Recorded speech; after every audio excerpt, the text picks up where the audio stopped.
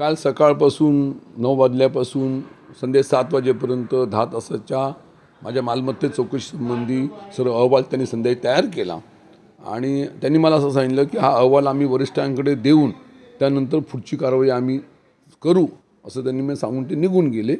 आणि नंतर आज सकाळपासून आत्तापर्यंत माझ्या इथे कोणी अधिकारी LCB विभागाचा किंवा पोलीस त्या ठिकाणी आलेले नाही अजूनपर्यंत।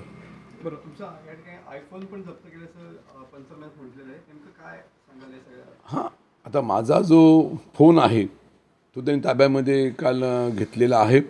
मी त्यांना विनंती केली की फोन ही काळाची गरज आहे कम्युनिकेशनसाठी, तर कृपया करून घेऊ नये, पण तरी तो माझा मोबाईल ताब्यामध्ये घेतलेला आहे।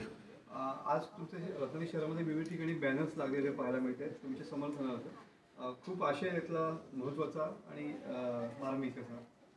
वंदनीय शिवसेना प्रमुख बाळासाहेब ठाकरेंच्या आशीर्वादाने हे कोकण निश्चितपणे पुढे चाललेलं आहे आणि म्हणून इथला शिवसेना प्रमुख आमचा एक लाडका सच्चा निष्ठावंत सैनिक असल्यामुळे आमच्या शिवसैनिकांच्या त्या भावना त्या बॅनरद्वारे व्यक्त झाल्या असतील। निश्चितपणे त्या भावनांचा मी आदर करतो। ज्या पद्धतीनं काल सगळं बघितलं वातावरण 10 तास चौकशी, त्याच्यानंतर मानसिक त्रास, काय सांगाल?